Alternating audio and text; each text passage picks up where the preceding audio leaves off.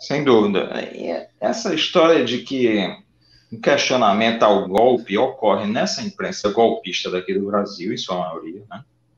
E o presidente da OEA, Almagro, vai dizer que foi um autogolpe. Quer dizer, um autogolpe, que história, né? Você chega um general na rede nacional, uma cadeia nacional de televisão, e diz que o Evo Morales deve renunciar, não foi autogolpe, nem foi uma renúncia espontânea, né? As pessoas os ministros tiveram suas famílias aprisionadas, suas casas queimadas, né? A casa do Evo Morales foi invadida.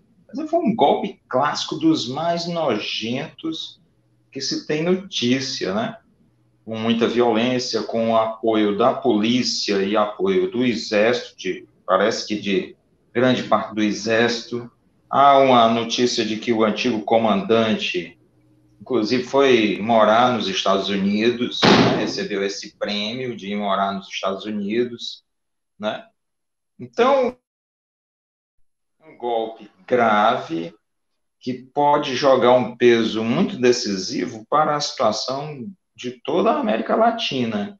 O desenrolar desse golpe não estará restrito à Bolívia, né? Porque o governo Bolsonaro foi o patrocinador, os Estados Unidos são patrocinadores do golpe também, eles estão desde o começo do ano, né?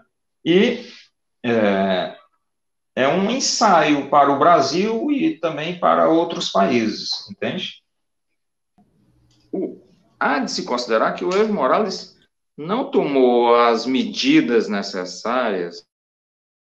O Carlos Messa disse já nos comícios, dizia que não aceitaria o resultado, independente do que ocorresse, certo? Até porque esse golpe não foi tramado na própria Bolívia, não é uma escolha da direita local, é algo que eu tenho falado em vários locais. Esse golpe está baseado em um princípio em que os Estados Unidos querem manter um domínio cada vez maior sobre os recursos naturais da América do Sul, querem impedir os negócios com China e com Rússia nessa região, e para isso eles vão promover os golpes, independente se o presidente foi ou não favorável aos negócios capitalistas. Muita gente não entende, por exemplo, o Lula foi um presidente que favoreceu os empresários, os industriais. Não passa por aí. Esses setores empresariais locais, mesmo que tenham ganhado bastante dinheiro com governos progressistas, estão totalmente a reboque daquilo que os Estados Unidos querem: retirar a China da região, manter um controle sobre os recursos naturais, porque aí eles têm uma chave essencial para manter o controle sobre a economia chinesa. Então, a partir disso, não podemos achar que isso está sendo decidido em cenários nacionais, não é um cenário internacional, é um cenário baseado na doutrina de 2001, a doutrina Donald Rumsfeld e Arthur Sebrowski, que é uma doutrina que dividia o mundo em favor dos Estados Unidos. Isso já não pode ser feito lá no Oriente Médio, nem na Europa, onde os Estados Unidos precisam recuar, nem no Mar do Sul da China. E eles então voltaram os olhos para a América do Sul, que o Brasil é o principal fornecedor de farelo de soja, a Bolívia vai ser o principal fornecedor de lítio, o principal fornecedor de cobre do mundo é o Chile, né? O principal fornecedor de carne são o Brasil e a Argentina para a China. Então, o que a gente tem é uma situação em que esses golpes estão sendo tramados, independente se os governos progressistas dão ou não benefícios ao capital interno. E eles vão. O Evo Morales não tomou as providências necessárias para ter, como na Venezuela, o controle, principalmente do exército. Nem armou a população através de comitês de autodefesa, para serem capazes de enfrentar essa situação, que é uma situação visível para a América do Sul em todos os locais.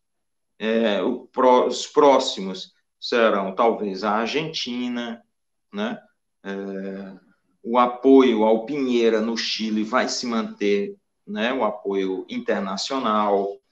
Evo Morales acreditou em regras internacionais, acreditou na OEA, acreditou que cumprindo trâmites burocráticos ele seria poupado. Ele já estava vendido, já estava com a cabeça, não é vendida, é com a cabeça a prêmio pelo capital internacional e pelo Deep State, o Estado Profundo americano. Então, independente se os países serão mais ou menos agradáveis, eles, na verdade, serão derrubados.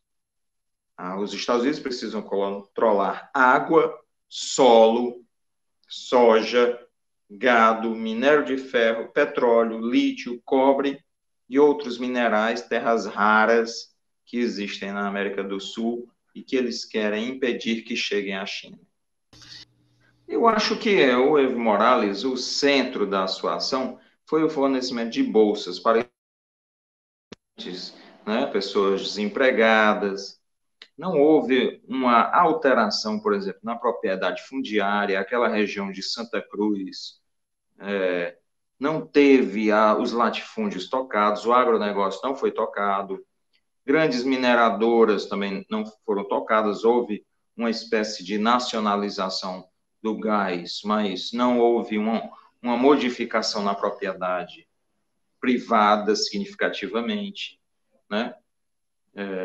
Não houve alterações significativas. É um governo muito reformista que parte da esquerda começa a sair desse governo, começa a criticá-lo, setores indígenas começam a criticá-lo. Ele era um governo totalmente acessível a esses setores conservadores, mas os setores conservadores estão agindo sob ordens de cima, certo?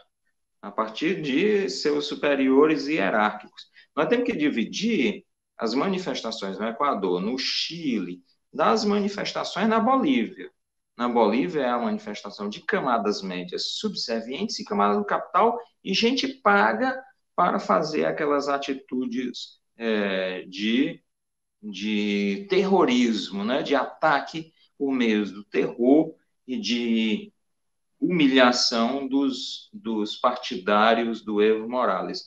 Então, isso nos coloca um tema, quer dizer, a chegada de um governo de esquerda ao poder, ao governo, a chegada de um partido de esquerda ao governo, não, ele adotar uma postura conciliatória e aceitável para o capital, não significa que será aceitável para o deep state. Poderá ser derrubado mesmo assim. Então, a ideia de uma aliança interna, reproduzindo algo como Lula, José Alencar, né? Não é mais aceitável para um capital que está subordinado a esse poderio do Departamento de Defesa dos Estados Unidos, né? O tema é outro, o momento é outro e eles não vão mais aceitar. Já no Chile e no Equador, isso é revolta popular pelo aumento da miséria.